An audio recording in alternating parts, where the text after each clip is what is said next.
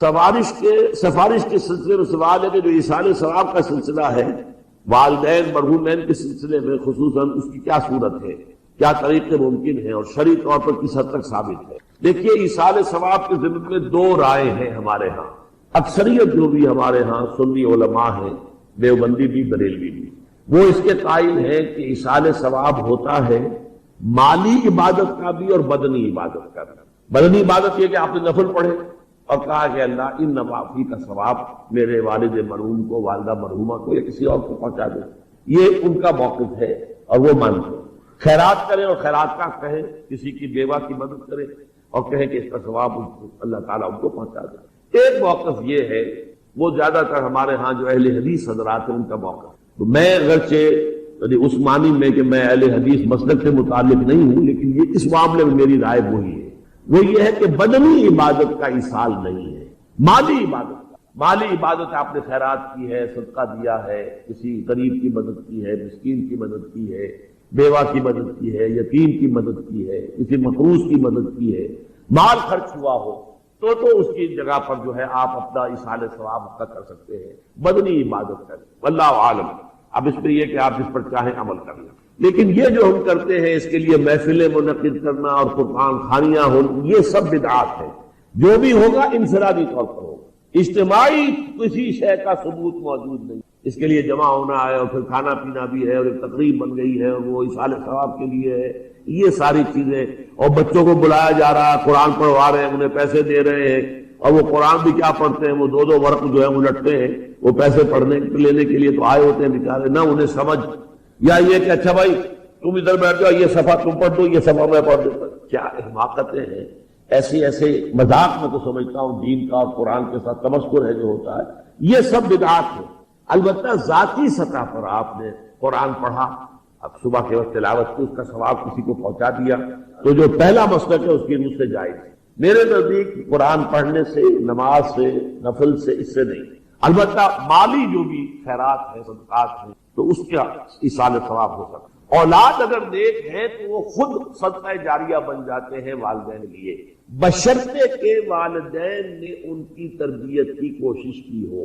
اگر کسی کافر کا بیٹا مسلمان ہو گیا ہے تو اس کافر کو تو اولاد سے کچھ نہیں پہنچے گا، لیکن کوئی شخص مسلمان تھا، اس نے اپنی اولاد کی تربیت بھی اچھے طریقے پر کی ہے، اب یہ جو اولاد نیکی جو کرے گی تو اس سے اس کا بھی ثواب اس کو پہنچا لے گا، یہ صدقہ جاریہ کہلاتا ہے۔ اگر ہم اس قرآن کو کسی پہاڑ پر اتار دیتے، لَرَأَيْتَهُ خَاشِعًا مُتَصَدِّعًا مِنْ خَشْيَةِ اللَّهِ، تو تم دیکھتے کہ وہ پہاڑ دب جاتا، پھٹ جاتا اللہ تعالیٰ کے خوف اور خشیت سے۔ وَتِلْكَ الْأَمْثَالُ نَضْرِبُهَا لِلنَّاسِ، اور یہ مثالیں ہیں جو ہم لوگوں کے لیے بیان کرتے ہیں، لَعَلَّهُمْ يَتَفَكَّرُونَ، شاید کہ وہ تفکر کریں، غور و فکر۔ قرآن مجید میں وہ مضامین جو بہت لطیف ہوتے ہیں، بہت لطیف ہوتے ہیں، جن کا ادراک عام انسانی عقل سے ماورا ہے، اس کے لیے تمثیلیں بیان کی۔ ما لا یدرک کلہ لا یترک، اگر وہ مضمون بتمام و کمال سمجھ میں نہیں آ سکتا تو کچھ تو آ جائے تمثیل کے حوالے سے، اگر غور و فکر کریں گے تو بات سمجھ میں آ جائے۔ اب اس تمثیل کے حوالے سے سب سے اہم مقام جو ہے قرآن مجید کے اس اصول کے تحت کہ القرآن یفسر بعضہ بعضا، قرآن کا ایک حصہ دوسرے حصے کی تفسیر۔ سورہ اعراف میں یہ واقعہ مذکور ہے کہ جب حضرت موسیٰ علیہ السلام کوہ طور پر گئے تورات لینے کے لیے، تو وہاں انہوں نے اللہ سے ایک خواہش کا، ایک درخواست کا اظہار کیا۔ مخاطبہ اور مکالمہ تو اس سے پہلے بھی ہو چکا تھا، اب یہ شوق، رب ارنی انظر الیک، پروردگار اب دیدار بھی عطا کر۔ پردے کے پیچھے سے بات تو ہوتی رہی ہے اور ہو رہی ہے، لیکن دیدار بھی عطا کر۔ اللہ نے فرمایا لن ترانی، تم مجھے ہرگز نہیں دیکھ، ولکن انظر الی الجبل، لیکن وہ سامنے والے پہاڑ پر نگاہ جماؤ، فإن استقر مکانہ فسوف ترانی، اگر وہ اپنے مقام پر قائم رہ جائے، ہم اپنی ایک تجلی اس پر ڈالیں گے، اگر وہ جھیل جائے اس تجلی کو تو تم بھی سوچنا کہ ہمارا دیدار کر۔ فلما تجلی ربہ للجبل، جب اللہ نے اپنی تجلی ڈالی اس پہاڑ پر، جعلہ دکن، تو وہ پھٹ گیا، ریزہ ریزہ ہو گیا۔ وخر موسیٰ صعقا، اور حضرت موسیٰ بے ہوش ہو گئے، حالانکہ تجلی براہ راست حضرت موسیٰ پر نہیں تھی، تجلی پہاڑ پر تھی۔ اور حضرت موسیٰ بالواسطہ اس تجلی کا مشاہدہ کر، لیکن اس تجلی کا نتیجہ کیا نکلا؟ پہاڑ پھٹ گیا، ریزہ ریزہ ہو گیا اور حضرت موسیٰ بے ہوش ہو گئے۔ اب یہ واقعہ ہے، وہاں تو تمثیل بیان ہوئی اور یہ واقعہ ہے۔ تو جو اثر اللہ تعالیٰ کی ذات کی تجلی کا ہے وہی اثر اللہ کی جو صفت ہے کلام اس کی تجلی، اس لیے کہ صفت کس کی ہے؟ اللہ کی ہے۔ صفات ذات حق حق سے جدا یا عین ذات، متکلمین اس مسئلے کا حل ہی نہیں کر پائے۔ کلام اللہ کی صفت ہے، اس کی صفت کی بھی وہی تاثیر۔ یہ آیت قرآن مجید کی عظمت کو واضح کرتی ہے جیسے کہ وہ ہے فی نفسہ ہی۔ اب دیکھیے کوئی چیز بہت عظیم ہے، بہت عظیم ہے، بہت عظیم ہے، اگر مجھے اس سے کوئی فائدہ نہیں، مجھے اس سے کوئی نہیں۔ تو اب جو دوسرا مقام میں آپ کو سنا رہا ہوں، یہ سورہ یونس کی 2 آیات، یہ ترتیب میں نوٹ کرا چکا ہوں، 1 آیت، 2 آیتیں، 4 آیتیں، 6 آیتیں، 8 آیتیں۔ فرمایا یا ایھا الناس قد جاءتکم موعظۃ من ربکم وشفاء لما فی الصدور وہدی ورحمۃ للمؤمنین قل بفضل اللہ وبرحمتہ فلذلک فلیفرحوا ھو خیر مما یجمعون۔ اے لوگو، تمہارے پاس آ گئی ہے نصیحت، موعظت تمہارے رب کی۔ وہ صرف موعظت نہیں ہے، سینوں کے اندر جو روگ ہیں، جو امراض ہیں، ان کا علاج بھی ہے، شفا بھی ہے۔ شفاء لما فی الصدور، تیسرے درجے میں وہ ہدایت ہے، وہ بتاتی ہے کدھر جاؤ کدھر نہ جاؤ۔ جیسے آپ نے دیکھا ہوگا پہاڑی راستوں پر قدم قدم کے اوپر کوشن ہوتا ہے، یہاں سپیڈ کم کر لو ورنہ تم کسی کھائی میں جا گرو گے۔ تو یہ ہدایت کیا ہے؟ دیکھو ادھر مت جانا، ادھر جاؤ، اگر ادھر جاؤ گے تمہارا سارا معاملہ تل پٹ۔ یہ ہے ہدایت۔ اور جو چیز دنیا میں ہدایت ہے وہ آخرت میں رحمت، ہدی ورحمۃ للمؤمنین۔ اب میں چاہتا ہوں ان 4 الفاظ میں جو ربط ہے اسے سمجھ۔ دیکھیے اگر کسی ایسی زمین پر بارش برسے جو اوپر سے بہت سخت، تو پانی بہہ جائے گا، زمین میں جذب نہیں ہوگا تو کوئی روئیدگی پیدا نہیں ہوگی۔ اگر دل سخت ہے تو قرآن مجید ان پر کوئی اثر نہیں۔ اس کے لیے سب سے پہلے موعظہ کی ضرورت ہے، واعظ کی، نصیحت کی ضرورت ہے تاکہ دل نرم پڑے۔ انسانی دل جب سخت ہوتے ہیں تو ان کی سختی چٹانوں سے زیادہ ہوتی ہے۔ سورہ بقرہ میں فرمایا ثم قست قلوبکم فہی کالحجارۃ او اشد قسوہ، یہودیوں سے خطاب ہے۔ ثم قست قلوبکم من بعد ذلک فہی کالحجارۃ او اشد قسوہ۔ اے بنی اسرائیل، تمہارے اس طرز عمل کے نتیجے میں تمہارے دل سخت ہو گئے اور اب وہ پتھروں سے زیادہ سخت۔ لہذا سب سے پہلے ضرورت کیا ہے؟ دل کی زمین کو نرم کیا جائے، اس میں حل چلایا جائے۔ یہ کام ہے موعظہ کا، واعظ کا، نصیحت کا۔ ہمارے معاشرے میں کسی زمانے میں واعظ کا بڑا رواج تھا، آج کل یہ چیز ختم، بلکہ واعظ کو گھٹیا بات سمجھا جاتا ہے۔ بھائی کوئی عقلی بات کرو، کوئی علمی بات کرو، تم تو واعظ کہہ رہے ہو۔ گویا کہ واعظ گھٹیا کی، واعظ سے دل میں رقت پیدا، نرمی پیدا ہو۔ تو قرآن مجید ہی سب سے بڑا موعظہ ہے۔ ہم نے بدقسمتی سے کیا کیا، جب واعظ کہے جاتے تھے تب بھی مثنوی مولانا روم سے، ضعیف احادیث سے، واعظ دستاں زنو افسانہ بند، واعظ بڑے اونچے اونچے ہاتھ چلا کر اور افسانہ جو ہے بیان کر رہا ہے، لیکن اس کا حال کیا ہے؟ از خطیب و دیلمی گفتارے ہوں، بعض ضعیف و شاذ و مرسل کارے ہوں۔ وہ خطیب بغدادی یا دیلمی کی جو احادیث ہیں، جو سب سے گھٹیا درجے کی کتاب حدیث کی، سب سے کم تر درجے کی کتاب حدیث، ضعیف کتابوں کے یوں سمجھئے کہ بہت بڑے مجموعے، وہاں سے وہ حدیثیں لا رہا ہے۔ الضعیف و شاذ و مرسل کارے ہوں، ضعیف حدیث، شاذ حدیث، مرسل حدیث سے وہ بیان، قرآن سے اس کا کوئی تعلق نہیں۔ قرآن مجید سب سے بڑا واعظ ہے۔ یا ایھا الناس قد جاءتکم موعظہ، یہ دل کو جب نرم کرتا ہے تو پھر اس میں جذب ہوتا ہے، یہ سیکنڈ سٹیپ ہے۔ اور جب دل میں جذب ہوگا تو دل کے اندر کی بیماریوں کو دور کر دے۔ دل کے اندر کی بیماریاں کون سی؟ تھرومبوسس نہیں، جائنا نہیں، وہ اور ہے۔ وہ دل کی بیماریاں جن کے لیے قرآن شفا ہے، وہ ہے تکبر، حسد، حب مال، حب دنیا، حب جاہ، حب شہرت۔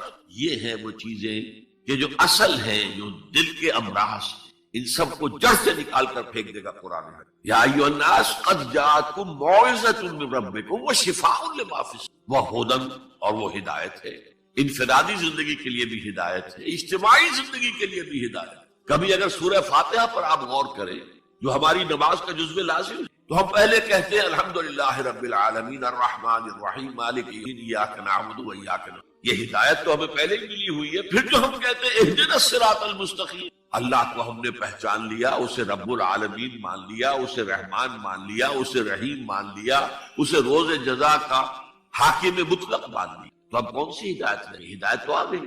اب اصل ہدایت جو درکار ہے وہ ہے جو ریلیونٹ ہے آج کے دور میں، جو اجتماعی نظام ہے انسانوں، اس کے لیے انسان بالکل بے بس، اس کی عقل جو ہے اجتماعی نظام عدل قائم نہیں کر سکتی۔ انفرادی طور پر نیکی اور بدی کا علم میرے اور آپ کے نفس کے اندر ودیعت شدہ، وَنَفْسٍ وَمَا سَوَّاهَا فَأَلْهَمَهَا فُجُورَهَا وَتَقْوَاهَا، یہ موجود ہے۔ لیکن یہ کہ معاشرتی نظام میں عورت اور مرد کے درمیان کیا توازن، ان کے حقوق و فرائض کا توازن دنیا میں کیا ہوتا رہا ہے اور ہو رہا ہے آج بھی؟ یا عورت جوتی کی نوک کے برابر ہے، کوئی اس کی حیثیت نہیں، بھیڑ بکری کی طرح ملکیت ہے، اس کے کوئی حقوق نہیں، اور یا عورت کلوپیٹرا بن کر پورے ملک کی قسمت کا بیڑا غرق کرتی، انسانوں کے شانہ بشانہ ہو کر وہ در حقیقت خاندانی نظام کو برباد کرتی ہے۔ ان دونوں کے درمیان توازن کیسے قائم کیا جائے؟ اب آپ سوچئے، تجزیہ کیجئے۔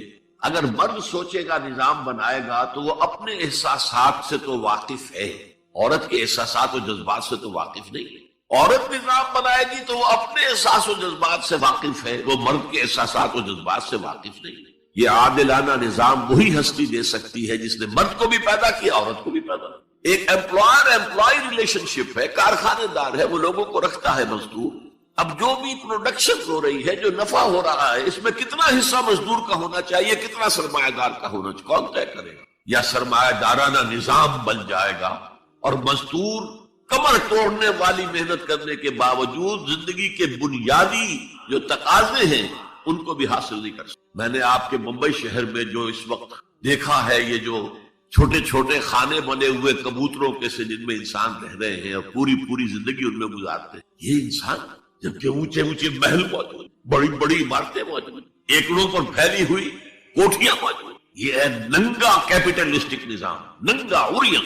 اسی کا رد عمل تھا جو کمیونزم کی شکل میں ظاہر ہوا، ایکویلٹی ہونی چاہیے، لیکن اس کمیونزم نے شکل اختیار کر لی، ون پارٹی ڈکٹیٹرشپ۔ تمہیں کوئی حق حاصل نہیں ہے، نہ کچھ کہہ سکتے ہو، نہ تنقید کر سکتے ہو، نہ رائٹ آف ایسوسیشن ہے، نہ right of expression of opinion ہے، بس کام کرو، تنخواہ لو، روٹی کھاؤ، اللہ اللہ خیر سکتا۔ یہی وجہ ہے کہ وہ نظام بھی مر گیا۔ اسی طریقے سے کسی بھی نظام میں اگرچہ حاکم مطلق تو اللہ ہے، پھر بھی کوئی نظام آپ بنائیں گے تو کچھ حکام ہوں گے، اولو الامر ہوں گے۔ خلافت راشدہ میں بھی تھے نا، امیر المومنین تھے، اولو الامر تھے۔ عوام میں اور ان کے درمیان حقوق و اختیار کا توازن کیا ہو، کون طے کرے؟ اولو الامر تو چاہیں گے سارے اختیارات ہمارے پاس ہوں، ٹوٹلیٹیرین سٹیٹ قائم ہو جائے گی۔ عوام چاہیں گے ہمارے پاس ہو اور ہمیں اتنی آزادی ہو کہ مادر پدر آزاد ہو جائیں، جو چاہیں کریں، ہومو سیکسول ہو جائیں، ہومو سیکسول میرجز کریں، ہمیں کوئی روکنے والا نہ ہو۔ تو میں نے آپ کو بتایا اجتماعی نظام کے یہ تین گوشے ہیں، معاشرتی نظام، معاشی نظام، سیاسی۔ آج کے انسان کی اصل ضرورت ہے، اس لیے کہ اس طرح کا ہمہ گیر نظام اس سے پہلے تھا ہی نہیں، لوگوں کو آزادی ہے۔ آج آپ کا پورا تعلیمی نظام بھی اسی نظام کے تحت ہے۔ آپ کہاں لے جائیں گے اپنے بچوں کو؟ آپ ان کے حوالے کر کے اپنے ہاتھ دھو لیتے ہیں۔ You wash your hands of your children. وہ نظام جو چاہے گا بنا دے گا ان کو۔ گلا تو گھونٹ دیا اہل مدرسہ نے تیرا، کہاں سے آئے صدا لا الہ الا اللہ؟ کیا کریں گے؟ انہیں کہیں کسی تہخانے میں تو بند نہیں کر سکتے۔ آپ اپنے گھر میں ٹیلی ویژن نہیں لائیں گے، وہ جا کر دکان پہ دیکھیں گے۔ جب تک نظام درست نہ ہو، اور نظام کی ہدایت ہے جو قرآن نے دی ہے اصل، ورنہ اخلاقیات کا معاملہ میں آپ سے عرض کر دوں کہ یہ تو نوع انسانی کی مشترک میراث ہے۔ سچ بولنا اچھا ہے، جھوٹ بولنا برا ہے، کون نہیں جانتا؟ کیا ہندو نہیں جانتا؟ کیا بدھ مت کا پیرو نہیں جانتا؟ وعدہ کرنا اچھا ہے، وعدہ خلافی بری ہے، کون نہیں جانتا؟ عیسائی نہیں جانتا، یہودی نہیں جانتا، سب جانتا۔ بیسک ہیومن مورالٹی تو ہمارے اندر ہے، جیسا کہ میں نے آیت آپ کو سنائی، وَنَفْسٍ وَمَا سَوَّاهَا فَأَلْهَمَهَا فُجُورَهَا وَتَقْوَاهَا۔ انسان کا نفس جو اللہ نے پوری طرح تیار کر دیا، نوک پلک سنوار دی، اور اس میں نیکی اور بدی کی تمیز ودیعت کر دی۔ لہذا اصل ہدایت ہے آج جس کی ضرورت ہے وہ اجتماعی نظام۔ 2 منٹ اور لے لوں آپ کے۔ 300 سال سے انسان اسی اجتماعی عدل کی تلاش میں ادھر سے ادھر ٹھوکرے کھا رہا۔ کوئی 250 برس سے زیادہ ہو گئے ہیں۔ فرانس میں انقلاب آیا، کیوں آیا؟ یہ بادشاہت، چیمانی دارت، بادشاہ کون ہے؟ وہ بھی انسان ہے، ہم بھی انسان ہیں، اسے کیا حق ہے کہ وہ حکومت کرے؟ لہذا انقلاب آیا، سخت خونی انقلاب آیا، لوگوں نے چاہا کہ عدل ہو، لہذا فرینچ ریولوشن آیا، لیکن چونکہ وہ ریولوشن یک طرفہ تھا، صرف سیاسی نظام بدلا، معاشی نظام نہیں بدلا، سود موجود رہا، لہذا اس کے بعد کیپٹلزم کی لعنت مسلط ہوئی۔ پہلے لارڈز اینڈ بیرنز اور بڑے بڑے زمیندار اور جاگیردار سروں پر مسلط تھے، اور اب کارخانے دار اور کیپٹلسٹ مسلط ہو گئے۔ آج کی جمہوریت کیا ہے؟ دس از دی ڈکٹیٹرشپ آف دی کیپٹلسٹ۔ یہ تو اصل میں کیپٹلزم ہے، کیپٹلسٹ کی ڈکٹیٹرشپ ہے جس وقت ہو رہی۔ اچھا، اس سے نجات پانے کے لیے چھلانگ لگائی دوسری طرف کمیونزم، تو وہ میں آپ کو بتا چکا، وہاں انفرادی آزادی ختم ہو گئی، اب وہ بھی مر گیا۔ اب فوکو یاما نے تو کتاب لکھ دی اینڈ آف ہسٹری، بس ثابت ہو گیا کہ ہمارا نظام لبرل سیکولر ڈیموکریسی اور انٹرسٹ بیسڈ کیپٹلزم، اس سے بہتر کوئی نظام ہے ہی نہیں، سب ختم ہوگا۔ لیکن ایک نظام ہے جس کا انہیں اندیشہ ہے، جو ابلیس کی زبان سے اقبال نے کہلوایا تھا، ہے اگر کوئی خطر مجھ کو تو اس امت سے ہے جس کی خاکستر میں ہے اب تک شرارے آرزو، خال خال اس قوم میں اب تک نظر آتے ہیں، وہ کرتے ہیں اشک سحرگاہی سے جو ظالم وضو۔ بڑے نیک لوگ بھی موجود، لیکن بحیثیت مجموعی امت کا حال کیا ہے؟ جانتا ہوں میں یہ امت حامل قرآن نہیں، جانتا ہوں میں یہ امت حامل قرآن نہیں، ہے وہی سرمایہ داری بندہ مومن کا دین۔ جانتا ہوں میں کہ مشرق کی اندھیری رات میں بے ید بیضا ہے پیران حرم کی آستین، پیر ہیں، مرشد ہیں، ان کی آستینوں میں ید بیضا نہیں ہے، حضرت موسیٰ کا۔ بہرحال فوکو یاما کی نفی کی پھر بعد میں، اور کتاب لکھی گئی کلیش آف سیویلائزیشنز، تہذیبوں کا ٹکراؤ ابھی آئے گا۔ تو میں اس سے زیادہ اس ایشو پر نہیں جانا چاہتا۔ ہدایت، انفرادی ہدایت بھی قرآن میں ہے، اور سب سے بڑھ کر اجتماعی ہدایت جس کی آج کے انسان کو سب سے زیادہ ضرورت ہے، سسٹم آف سوشل جسٹس جو صرف اللہ دے سکتا ہے، اس لیے کہ کارخانے دار بھی اسی کی مخلوق ہے اور مزدور بھی اسی کی مخلوق، جو اولو الامر ہے وہ بھی اسی کے پیدا کرنا ہے، اور جو عوام ہے وہ بھی اسی کے پیدا کرنا ہے، مرد بھی اسی کا پیدا کرنا ہے، عورت بھی اس کی پیدا کرنا ہے۔ جیسے ایک حدیث میں آتا الخلق عیال اللہ، تمام مخلوق اللہ کے کلبے کے معنی، وہ عدل دے گا، وہ سوشل جسٹس دے گا، وہ توازن دے گا آپ کو معاشرتی نظام میں، معاشی نظام میں، سیاسی نظام۔ اس کا نتیجہ چوتھا جو نکلے گا رحمت للمومنین، اب وہ رحمت ہوگی آخرت۔ جیسے حضور نے فرمایا الزہراوین نام دیا سورہ بقرہ کو اور سورہ آل عمران کو۔ الزہراوین، زہرا کہتے ہیں بہت تابناک حضرت فاطمہ زہرا رضی اللہ تعالی عنہ۔ الزہراوین یہ دو بدلیوں کی صورت میں میدان حشر میں ظاہر ہوں گی، اور جو ان سے محبت کرنے والے تھے ان پر سایہ کریں گی، جبکہ کسی کے لیے کوئی سایہ نہیں۔ تو یہ رحمت کا ظہور ہوگا قرآن کا قیامت کے دن۔ اب اگلی آیت دیکھیے، قل بفضل اللہ وبرحمتہ، اے نبی ان سے کہہ دیجئے یہ اللہ کے فضل اور اس کی رحمت کا مظہر ہے کہ اس نے تمہیں قرآن مجید جیسی کتاب ہدایت دی، جو موعظہ بھی ہے، شفاء لما فی الصدور بھی ہے، دنیا میں ہدایت بھی ہے، آخرت میں رحمت بھی ہے۔ قل بفضل اللہ وبرحمتہ فبذلک فلیفرحوا، اگر جشن منانا ہے تو اس کا مناؤ، خوشیاں منانی ہے تو اس کی مناؤ۔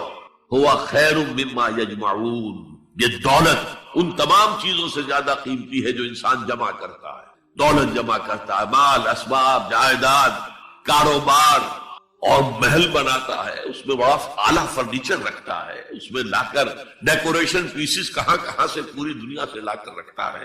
ان سب سے کہیں زیادہ قیمتی شے قرآن ہے۔ اب آئیے 4 آیات سورہ رحمان کی، اولین 4 آیات۔ الرحمن، یہ جملہ نہیں بنا، یہ تو صرف مبتدا ہے، لیکن آیت پوری ہے۔ الرحمن علم القرآن خلق الانسان علمہ البیان۔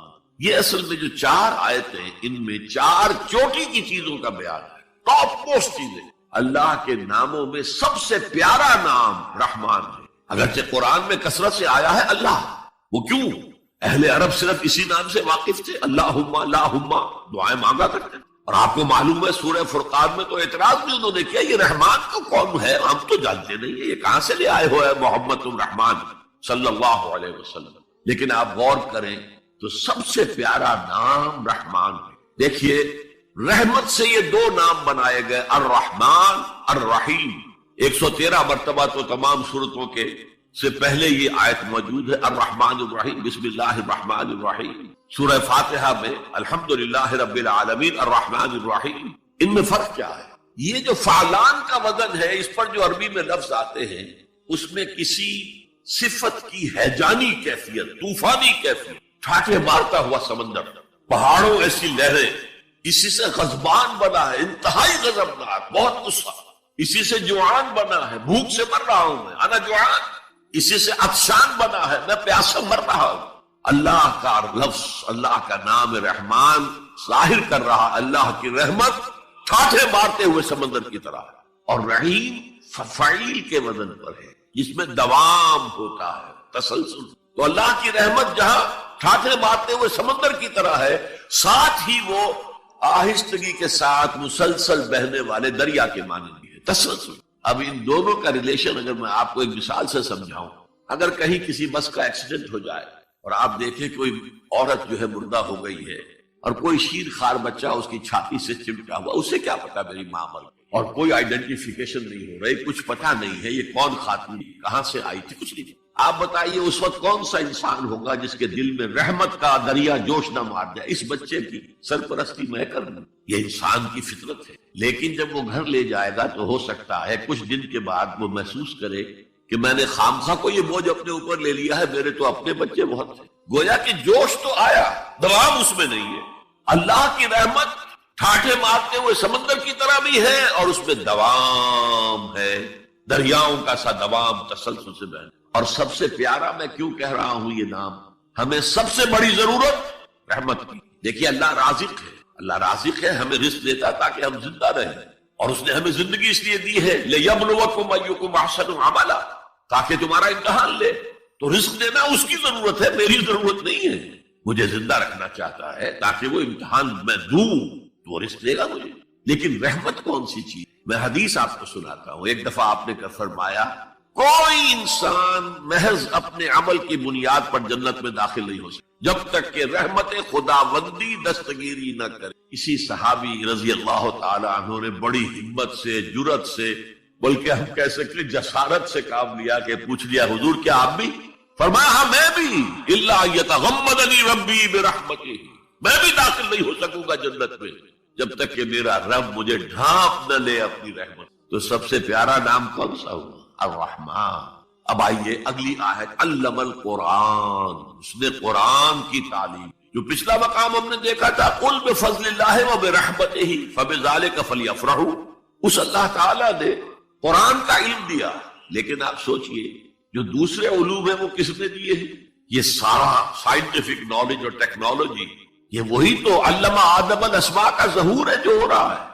پوٹینشلی یہ سارا مادی علم حضرت آدم کی شخصیت میں ودیعت کر دیا گیا تھا، پوٹینشل، جیسے آم کی گٹھلی میں پورا آم کا درخت ہے، علم آدم الاسماء کلھا، تمام نام سکھا دیا، اور ساتھ ہی وہ ایپریٹس دے دیا جس سے کہ یہ علم جو پوٹینشل تھا یہ ایکسفولیٹ ہو سکے، یہ کھلے، جیسے کہ کلی بند ہوتی ہے پھر کھلتی ہے تو 5 پتیاں ظاہر ہیں، ایکسفولیشن۔ وہ ایپریٹس کیا ہے؟ ان السمع والبصر والفؤاد کل اولئک کان عنہ مسئولا، کانوں سے سنو، آنکھوں سے دیکھو، اس دماغ میں سینس ڈیٹا فیڈ کرو، پروسیس کرو، نتیجہ نکالو، میموری کے حوالے کر دو، اور سوچو اور دیکھو اور مشاہدہ کرو، نتائج اس سے نکالو، پچھلی میموری سے اس کو ٹیلی کرو، کوئی نئی چیز مل گئی ہے تو اس کو بھی سٹور کر لو۔ یہی ہے نا۔ میں مثال دیا کرتا ہوں کہ کسی شخص نے ہمارے آباء و اجداد میں سے کوئی 1000ویں پیڑھی ہماری ہوگی، ابھی تک انسان کسی سورس آف انرجی سے واقف نہیں تھا، پھل کھاتا تھا یا گوشت کچا کھاتا تھا۔ کسی شخص نے دیکھا کہ اوپر سے ایک چٹان گری اور نیچے بھی چٹان تھی، تو آگ کا شعلہ برآمد ہو، یہ کیا ہے؟ اب اس نے ویریفائی کرنے کے لیے 2 پتھر لیے، ٹکرائے، شعلہ پیدا ہو گیا، آگ ایجاد ہو گئی، the most primary source of energy. اس سے آگے کسی نے دیکھا کہ ہانڈی چڑھی ہوئی ہے چولہے کے اوپر اور ڈھکنا اس کا ہلا، اسے کون ہلا رہا ہے؟ کوئی جن ہے، بھوت ہے، کون ہے؟ بعد میں معلوم نہیں، یہ سٹیم ہے، سٹیم میں طاقت ہے، سٹیم انجن ایجاد ہو گئے، چل پڑی گاڑیاں، فرنٹیئر میل آتا تھا پشاور سے بمبئی تک، چلا رہا ہے اسی سٹیم انجن۔ تو یہ علم ہمارا تدریجاً آگے بڑھا، لیکن یہ دیا ہوا اللہ کا ہے۔ لیکن تمام علوم میں چوٹی کا علم قرآن کا علم۔ میں کہہ رہا تھا نا ان 4 چیزوں میں 4 چوٹی کی۔ اللہ کے ناموں میں سب سے پیارا نام رحمان، جو علم اس نے دیا تمام مخلوقات میں اس میں چوٹی کا علم جو ہے وہ قرآن کا علم۔ اب آئیے خلق الانسان، پھر سوچے انسان کو پیدا کیا تو کیا جنوں کو نہیں کیا؟ کیا فرشتوں کو نہیں کیا؟ کیا یہ گیلیکسیز پیدا نہیں کی؟ کیا چاند اور سورج نہیں پیدا کیا؟ کیا ہماری زمین کے اوپر زندگی کی جو شکلیں ہیں نباتاتی اور حیواناتی، یہ چرند ہیں اور پرند ہیں اور مچھلیاں ہیں، اس نے پیدا کی؟ سب کچھ اس نے پیدا کیا، لیکن اس کی کریشن کا کلائمیکس انسان، سب سے بڑی اس کی تخلیق انسان، جو مسجود ملائک بن گیا۔ فسجد الملائکۃ کلھم اجمعون، کس قدر تاکید ہے، سجدے میں گر گئے تمام فرشتے، کل کے کل فرشتے جمع ہو کر 3 مرتبہ۔ کہیں شبہ رہ جائے جبرائیل نے نہیں کیا ہوگا سجدہ یا اسرافیل، نہیں، کلھم اجمعون۔ یہ انسان شاہکار ہے اللہ کی تخلیق کا۔ فرمایا ہے خلقتہ بیدی، اے ابلیس تو اس آدم کو سجدہ نہیں کرنا چاہتا جسے میں نے اپنے دونوں ہاتھوں سے بنایا۔ کیا معنی اس کے؟ اللہ کے 2 ہاتھ کیا ہیں؟ الا لہ الخلق والامر، 2 عالم ہیں، ایک عالم امر ہے، ایک عالم خلق ہے۔ عالم امر میں اللہ کے حکم کی تعمیل چشم زدن میں ہو جاتی ہے، انما امرہ اذا اراد شیئا فانما یقول له کن فیکون۔ اور عالم خلق میں وقت لگا۔ آم کی گٹھلی سے درخت تو بنے گا آم کا، لیکن کتنے سال لے گا؟ ماں کے پیٹ میں بچہ پرورش تو پائے گا لیکن 9 مہینے لے گا۔ اللہ نے فرمایا کتنی جگہ پر میں نے آسمان اور زمین 6 دنوں میں پیدا کیا۔ عالم خلق میں ٹائم کا ایلیمنٹ ہے، عالم امر میں کوئی ٹائم نہیں۔ عالم امر سے تعلق رکھنے والی صرف 2 مخلوقات ہیں، فرشتے اور انسانی ارواح۔ یسألونک عن الروح قل الروح من امر ربی۔ اور عالم خلق سے ہمارا یہ جسم ہے، حیوانی وجود ہمارا جو زمین سے آیا ہے، منہا خلقناکم وفیہا نعیدکم ومنہا نخرجکم تارۃ اخری۔ یہ یہاں سے آیا تو یہی چلا جائے گا، روح وہاں سے آئی اور وہی لوٹے گی۔ انا للہ وانا الیہ راجعون، یہ ہمارا جسم تو نہیں جائے گا۔ الرحمن علم القرآن خلق الانسان علمہ البیان۔ انسان کو جو صلاحیتیں دی اللہ نے، ان میں سب سے بڑی صلاحیت قوت بیان۔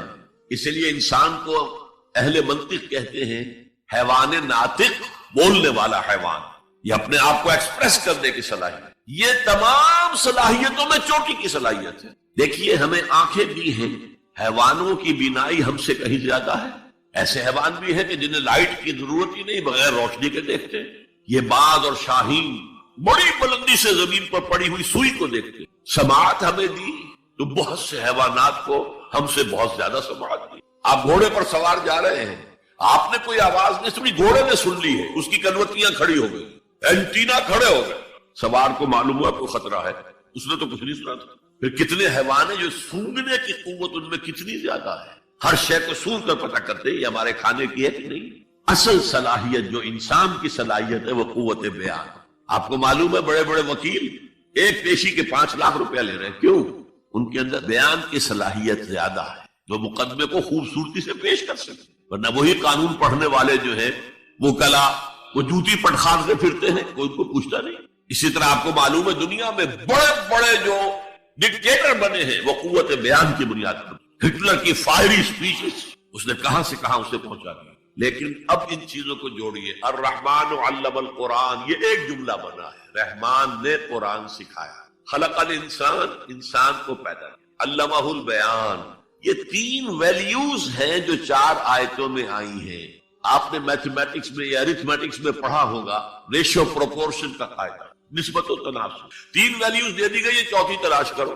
وہ 4تھی ویلیو کیا ہے؟ دیکھو، اگر تمہیں کوئی قوت بیان اللہ نے دی ہے، اسے قرآن کو بیان کرنے میں صرف کرو۔ جیسے ہم کہتے ہیں کہ توپ سے مکھی نہیں ماری جاتی، توپ جتنی بڑی شے ہے وہ مکھی مارنے کے لیے تو استعمال نہیں۔ تمہیں اللہ نے قوت بیان دی ہے، اسے صرف پیسے کمانے کے لیے استعمال نہ کرو، اسے لیڈری چمکانے کے لیے استعمال نہ کرو، اس قوت بیان کو اس قرآن کے بیان کرنے میں استعمال کرو۔ یہ جو نتیجہ نکلا ہے یہ ایک حدیث میں آیا ہے، اور اس پہ عجیب لطف ہے، الرحمن علم القرآن خلق الانسان